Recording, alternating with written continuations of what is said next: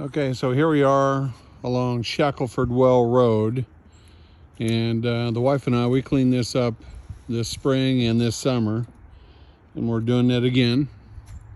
Really, this ditch needs to be recut a little bit better, but we're going to go down to where the tube is, and where the tube is blocked, and all that was underwater last weekend with that 2.3 inches of rain. Last night was just less than an inch.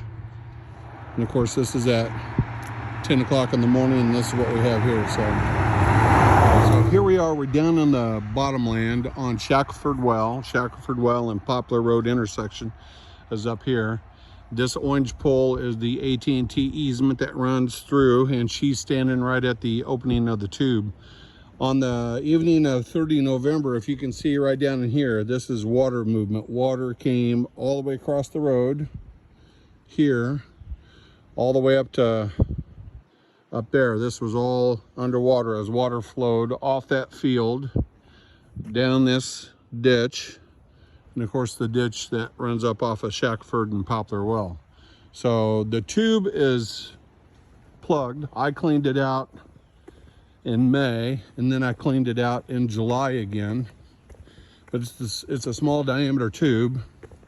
It's been undercut, so it means the concrete sticks out and you got dirt back, so it's prone to plug. And if I step down right here where the water is, I'll probably sink to my waist because the end of the tube is out about there. So this whole hillside has been eroded away a little bit because the water would come in, swirl, and then go down, and it's undercutting this side of the road. So this side needs to be rebuilt. It needs to be regraded through here. And yeah, this is from last night. We are, what is today, 5th of November? 5th of December. It's Saturday.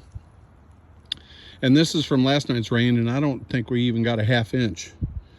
But when we had that 2.38 inch rain, yeah, this was a lake down here. I'm not so worried about my property. I'm worried about the movement of water across the road and the blockage of the road and things like that. This ditch up here really needs to be recut. I'm going to put a driveway in, so I'm going to do what I've got my permit. I'm going to do what I can for my driveway area, but this needs to be recut, regraded, and instead of cutting the corner and flowing into the bottomland, it needs to, as you can see, we've been moving some leaves. It needs to be regraded so it flows down along through here a little bit better. So anyway, this is what the ticket's for.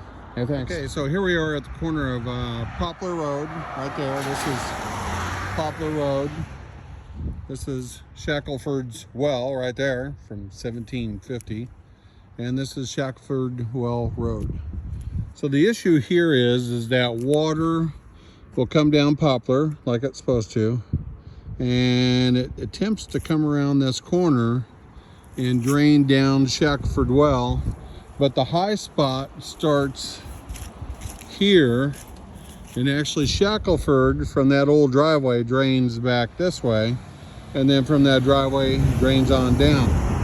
This needs to be re-scooped to where Shackelford Well drains all the way around and down to that drain tube down in the bottomland.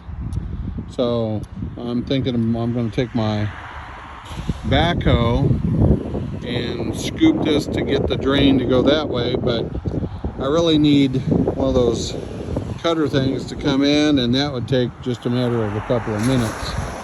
And I don't have the permit to do it.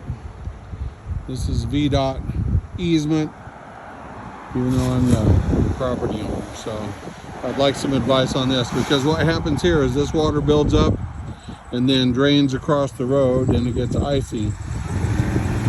I'll buy a tube. I'll buy a flexible tube, not a double line tube, but a flexible tube that we could bury in there that will travel this road, travel the water around and down this way. Because we don't want to disturb this, because this is actually a historical landmark. Has major historic significance. So anyway, I'd like your guidance on that. Alrighty, that's it.